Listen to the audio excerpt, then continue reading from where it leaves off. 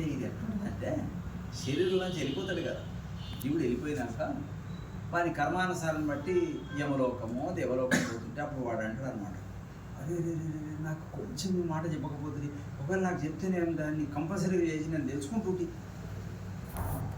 ఈ ఇల్లు ఇల్లాలు ఇవన్నీ తిరగకపోతుంటే కదా, నేను దాన్ని తెలుసుకున్నాకనే ఈ పని చేస్తుంటే నాకు ఎవరన్నా కొంచెం చెప్పకపోతేమా అని అంటుంటారు. నీకు చెప్పలేదంటే అనకపోయావు, ఆల్రెడీ నేను నీకు ఏదో మూమెంట్లో నేను నీకు చెప్తానే ఉన్నా, నువ్వు తెలుసుకోవట్లేవు, దానికి నేనే చేస్తాను. ఒకసారట ఇద్దరు మిత్రులు ఉన్నారట, అయితే జాబ్కు కొంచెం ఇబ్బంది ఉందిగా, ఇప్పుడు జాబ్ల కోసం అక్కడ ఇక్కడ కాంపిటేటివ్ ఎగ్జామ్లు అన్నీ ఇద్దరు కలిసి చదువుకుంటున్నారు. అందులో ఒకరికి ఒక ఆఫర్ వచ్చింది. ఏం ఆఫర్ అంటే, చిత్రగుప్తుని దగ్గర కరోనాకు సంబంధించిన లెక్కలు చాలా అయిపోయి పెండింగ్లు అయిపోయినాయంట, ఫైల్ అవి చూడటం కోసం ఒక 5-6 మంది అసిస్టెంట్లను పెట్టుకుందామని భూలోకం నుంచి సెలెక్ట్ చేసుకున్నాం.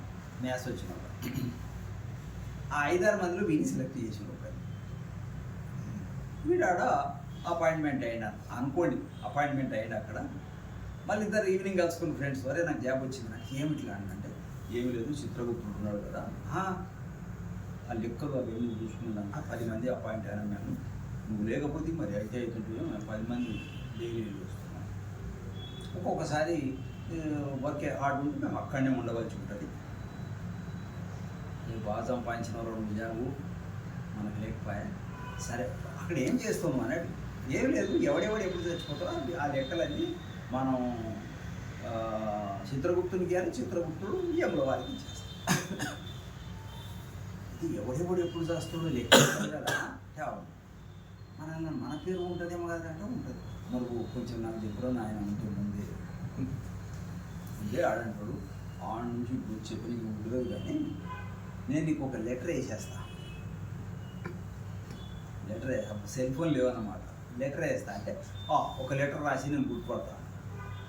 సరే, కొన్ని రోజుల తర్వాత వీడు హఠాత్తుగా జరిగింది. ఎవరు ఇంకో మిత్రుడు ఉన్నాడు కదా, వాడు నరకానికి పోయి లైన్లో పడితే ఆయన ఫ్రెండ్ ఆడ రాస్తున్నాడు. వీడు ఏమరా లెటర్ రాస్తాను, లెటర్ రాకపోతే మనం ఇంత ఫ్రెండ్షిప్, ఎప్పుడు టీ తాగిన పైసలు నేనే కడుతుంది, అది కూడా నువ్వు కొంచెం చూడకపోతే అని అంటే అప్పుడు వాడు అంటాడు, నేను 1 లెటర్ రాదురా 4 లెటర్లు రాసిన నీకు, నువ్వు అనుకుంటున్నావేమో 4 లెటర్లు రాసిన, నువ్వు అశ్రద్ధ చేస్తే నేనేం చేయాలి చెప్పు అని వాడు. 4 రాసినావా? ఎప్పుడు రాసినావు చెప్పు. అరే ఫస్ట్ 1 లెటర్ రాసినావు, ఏది ఎప్పుడు, నీకు ఎంటికలు తెల్లగా అయినాయా, అది నేను వేసిన లెటర్ రా, మొదటి లెటర్.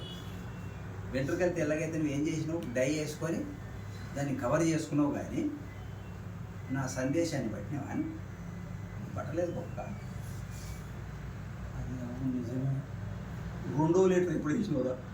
2వ లెటర్ కూడా వేసినావు. కళ్ళకు కొంచెం చెత్వారం వచ్చినట్టు చేయలే, లెటర్లు కనిపిస్తలేవు. నువ్వేం చేసినావు, నా లెటర్ పట్టుకోకుండా కళ్ళద్దాలు తెచ్చుకొని నీ పని అయిపోతున్నావు, దానికి నేనేం చేయాలి?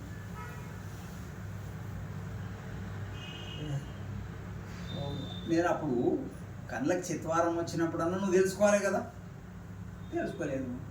లెటర్ అంటే ట్రై చేస్తారు ఆడికే.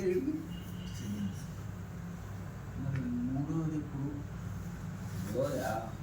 పనులు ఊడిపోతున్నాయి కదా నీకు, నువ్వు డెంటల్ డాక్టర్ దగ్గరికి పోయి పనులు కట్టించుకున్నావు, కానీ నా మెసేజ్ ఎడ తెలుసుకున్నావు కదా నువ్వు అని వాడంటున్నావు.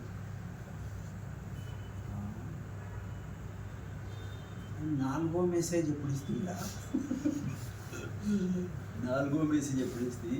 అప్పుడప్పుడు మధ్యన శ్వాస బ్రీతింగ్ ఆగిపోయినట్టు అయింది, హాస్పిటల్కి వేసుకోపోలే, హార్ట్ ఈసీజీ అవన్నీ టెస్టులు చేయలే, మరి అది ఏందనుకున్నావు? అది 4వ లెటర్. నువ్వు పట్టుకోలేవు. ఇప్పుడు వచ్చి లైన్లో పడ్డావు, ఏం చేస్తాం మనం? ఇప్పుడు ఆ ఫ్రెండు ఈ ఫ్రెండ్కు 4 లెటర్లు పంపిండు కదా, మనకు వస్తలే ఆ లెటర్లు అవి 4 నాకు వచ్చింది చాలా.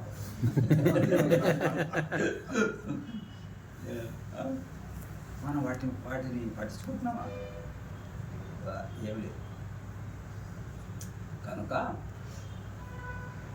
ఇదంతా కూడా ఎంగేజ్లు ఉన్నప్పుడే కనుక తెలుసుకోగలిగితే వాడు చాలా షార్ప్ ఇది. కానీ ఆ ఏజ్ అంతా అయిపోయినాక, అంత రిటైర్మెంట్లో అవన్నీ అయిపోయినాక, అప్పటిదాకా మనకేం లెక్కేవి లేదు. ప్రతి ఒక్కడు రిటైర్మెంట్ అయినాకనే చావాలని ఉందా? 10 years వాడు చనిపోతలేడా? 1 year వాడు చేస్తలేడా? 90 వాడు చేస్తలేడా? ఈ పీరియడ్ వరకే పోవాలని ఏమైనా ఉందా? ఏమి లేదు. కనుక ఎప్పుడైనా రావాల్సింది. అది ఎప్పుడన్నా దాన్ని నువ్వు సిద్ధంగా ఉండాలి. అట్లా కాకుండా అది వస్తుంటే నేను రానని బలవంత పెడితే మాత్రం ఆపుతాడు. మెడలు పెట్టి దుప్పుకొని పోతాం. ఇది వయస్సు మీరిపోయినాక, శరీరంలో అవయవాలు కదలకుండా అయినాక తెలుసుకుందాం అనుకోవడం మూర్ఖత్వం. అన్నీ బాగున్నప్పుడే ఆ పని అయిపోవాలి. అన్నీ బాగా ఎప్పుడో ఎన్ని ఏళ్ళ వరకు ఉంటుంది?